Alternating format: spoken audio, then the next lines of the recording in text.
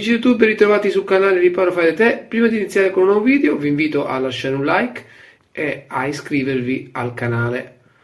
Ho visto che molte persone seguono i video ma non tutti sono ancora iscritti.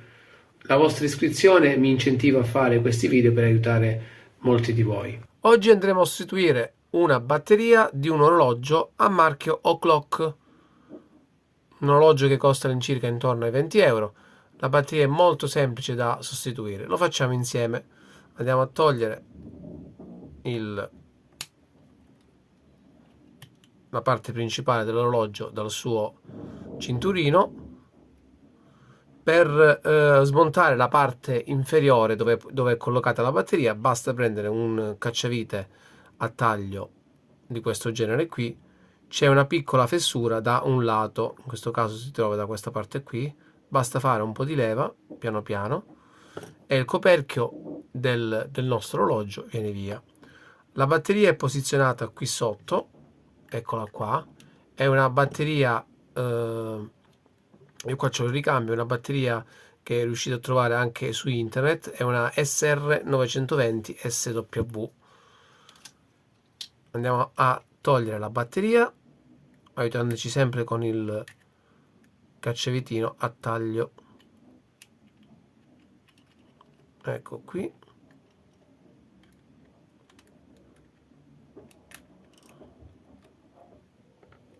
Andiamo a mettere la nuova batteria.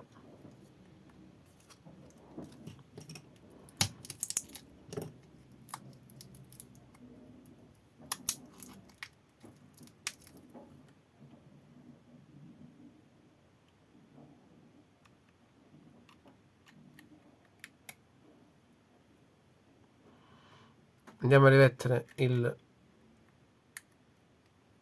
coperchio che mantiene la batteria.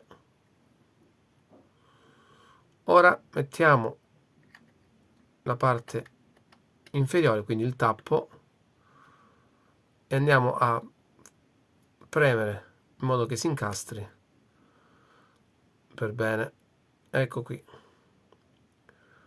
batteria sostituita con semplicità.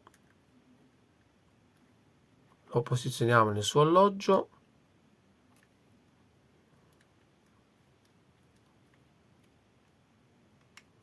Ecco qui. Se vi è piaciuto il video lasciate un like, iscrivetevi al canale e ci vediamo al prossimo video.